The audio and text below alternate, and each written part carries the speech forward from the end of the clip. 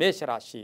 ಮೇಷರಾಶಿಯವರಿಗೆ 2025ರ ಯುಗಾದಿಯ ರಾಶಿಫಲ ಕಾರ್ಯಕ್ರಮದಲ್ಲಿ ರಾಶಿಫಲವನ್ನು ನೋಡೋಕೆ ಹೋದಾಗ ಈ ಒಂದು ಮೇಷರಾಶಿಯವರಿಗೆ ಸಾಡೆ ಸಾತಿ ಪ್ರಾರಂಭ ಆಗ್ತಾ ಇದೆ. ಶನಿ 12ರಿಂದ ಈಗ ಏನಾಗ್ತಾ ಇದೆ, ಶನಿ ಭಗವಾನರು 12ರಲ್ಲಿ ಸಂಚಾರ ಮಾಡ್ತಾ ಇದ್ದಾಗ ಏನಾಗುತ್ತೆ, ಹಿಂದಿನ ಮನೆ ಹಾಗೆ ಮುಂದಿನ ಮನೆ ನಮ್ಮ ಮನೆಯಲ್ಲಿ ಶನಿ ಸಂಚಾರ ಮಾಡ್ತಕ್ಕಂಥ ಸಂದರ್ಭದಲ್ಲಿ ನಾವು ನೋಡೋಕೆ ಹೋದಾಗ ಸಾಡೆ ಸಾತಿಯ ಪ್ರಥಮ ಭಾಗ ಇವರಿಗೆ ಪ್ರಾರಂಭ ಆಗ್ತಾ ಇದೆ. ಅಶ್ವಿನಿ ನಕ್ಷತ್ರ, ಭರಣಿ ನಕ್ಷತ್ರ, ಕೃತಿಕಾ ನಕ್ಷತ್ರ, ಹಾಗೆಯೇ ಮೇ 14ರ ಮೇಲೆ ಇವರಿಗೆ ಗುರು ಕೂಡ ಶುಭ ಫಲಗಳನ್ನು ಕೊಡ್ತಾರೆ. ವೃತ್ತಿಯಲ್ಲಿ ಚೆನ್ನಾಗಿರುತ್ತೆ, ವ್ಯಾಪಾರದಲ್ಲಿ ಸಾಕಷ್ಟು ಶುಭ ಆಗ್ತಕ್ಕಂಥ ಯೋಗ. ಸಾಡೆ ಸಾತಿ ಅಂದಿದ ತಕ್ಷಣವೇ ಭಯ ಪಡಬೇಕು ಅಂತ ಏನಿಲ್ಲ, ಆರ್ಥಿಕವಾಗಿ ಸಾಕಷ್ಟು ಪ್ರಗತಿ ಇರುತ್ತೆ, ಪ್ರಯತ್ನಕ್ಕೆ ತಕ್ಕ ಫಲ ಸಿಗುತ್ತೆ. ಸಾಡೆ ಸಾತಿ ಬಂದಾಗ ಅಥವಾ ಜನ್ಮ ಸಾಡೆ ಸಾತಿ ಆಗ್ಬೋದು ಅಥವಾ ಮನೆಯಲ್ಲಿ ಅಥವಾ 12ನೇ ಮನೆ ಇರ್ಬೋದು, ಇದನ್ನೆಲ್ಲವನ್ನು ಗಮನಿಸಿ ನಾವು ನೋಡೋಕ್ಕೆ ಹೋದಾಗ ಸ್ವಲ್ಪ ಕಷ್ಟ ಜಾಸ್ತಿ ಪಡಬೇಕೇ ಹೊರತು ಏನು ಅಂತಹ ಭಯ ಪಡ್ತಕ್ಕಂಥದ್ದೇನಿಲ್ಲ. ಕೀರ್ತಿ ಪ್ರತಿಷ್ಠೆಗಳಿಗೆ ಭಾಜನರಾಗ್ತೀರಾ. ಇಲ್ಲಿ ಗುರು 2ರಿಂದ 3ಕ್ಕೆ ಬರ್ತಾರೆ, ರಾಹು 12ರಿಂದ 1ಕ್ಕೆ ಬರ್ತಾರೆ, ಕೇತು 6ರಿಂದ 5ಕ್ಕೆ ಬರ್ತಾರೆ. ಇಲ್ಲಿ ಬಹಳ ಧರ್ಮ ಕಾರ್ಯಗಳಲ್ಲಿ ಭಾಗಿಯಾಗ್ತಕ್ಕಂಥದ್ದು, ಆರ್ಥಿಕವಾಗಿ ಸ್ವಲ್ಪ ಸಂಕಷ್ಟಗಳು ಎದುರಾದರೂ ಕೂಡ ಸರಿ ಹೋಗ್ತಕ್ಕಂಥ ಯೋಗ. ಗುರು ಮಿಥುನ ರಾಶಿಯಲ್ಲಿ ಬಂದಾಗ ನಿಮಗೇನಾಗುತ್ತೆ, ಸ್ವಲ್ಪ ವಿಘ್ನಗಳು ಕೂಡ ಕಂಟಕಗಳು ಕೂಡ ಸಣ್ಣ ಪಟ್ಟದ್ದು ಬಂದರೂ ಕೂಡ ಅದನ್ನು ಎದುರಿಸ್ತಕ್ಕಂಥ ಶಕ್ತಿ ಚೆನ್ನಾಗಿ ಬರುತ್ತೆ. ಆರೋಗ್ಯದಲ್ಲಿ ಸ್ವಲ್ಪ ಏರುಪೇರಾಗ್ತಕ್ಕಂಥದ್ದು. ವರ್ಷದ ಮಧ್ಯಭಾಗದಲ್ಲಿ ಸಣ್ಣ ಪುಟ್ಟ ಕಾಯಿಲೆಗಳು ಅಥವಾ ಹಳೆ ಕಾಯಿಲೆಗಳಿದ್ದರೆ ನಿರ್ಲಕ್ಷ್ಯ ಮಾಡೋದು ಕೂಡ ಬೇಡ. ಸಂಪಾದನೆಗಿಂತ ಸ್ವಲ್ಪ ಖರ್ಚು ಕೂಡ ಜಾಸ್ತಿ ಆಗ್ತಕ್ಕಂಥದ್ದು.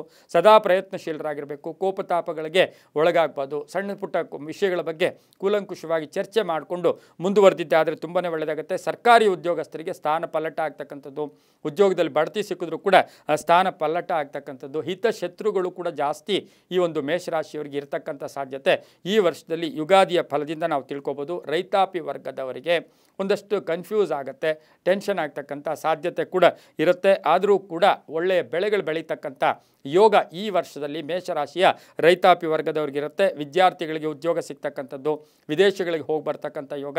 ಆದರೆ ಬಂಧುಗಳು ಅಥವಾ ರಕ್ತ ಸಂಬಂಧ ಇರ್ಬೋದು, ಪೋಷಕರಿರ್ಬೋದು, ಇವರ ಆರೋಗ್ಯದ ಸಮಸ್ಯೆಗಳ ಬಗ್ಗೆ ಸ್ವಲ್ಪ ಟೆನ್ಷನ್ನು ಕೂಡ ಆಗ್ತಕ್ಕಂಥ ಸಾಧ್ಯತೆ ಇರುತ್ತೆ.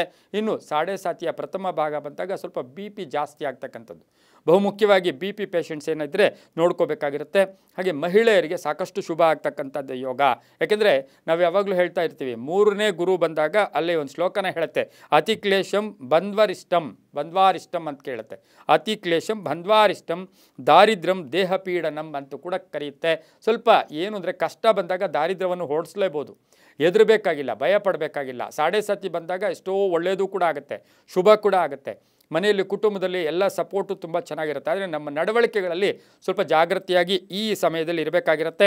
ಇನ್ನು ಶನಿ 12 ಅಥವಾ ಸಾಡೆ ಸಾತಿ ಅಂದಾಗ ನಮಗೇನಾಗುತ್ತೆ, ಮಾನ ಹಾನಿಂಚ ಸಂಚಾರಂ ಕೃಷಿ ಭೋಜನ್ವಿಯಂ ಅಲ್ಪ ಭೋಜನ, ಆಹಾರ ಸಮಯಕ್ಕೆ ಸರಿಯಾಗಿ ತಗೊಂಡಿದ್ದೆ ಆದರೆ ತುಂಬಾ ಒಳ್ಳೆಯದಾಗ್ತಕ್ಕಂಥ ಯೋಗ ಕೂಡ ಇರುತ್ತೆ. ಹಾಗೆ ಕಾನೂನು ವಿಷಯಗಳಲ್ಲಿ ಜಯ ಆಗ್ತಕ್ಕಂಥ ಯೋಗ, ಮನೆ ಕಟ್ಕೊಳ್ಳೋಕ್ಕೆ ಪ್ರಯತ್ನ ಪಡ್ತಕ್ಕಂಥ ಯೋಗ. ವೃತ್ತಿಯಲ್ಲಿ ಚೆನ್ನಾಗಿರುತ್ತೆ, ಒತ್ತಡಗಳು ಕಡಿಮೆ ಆಗುತ್ತೆ.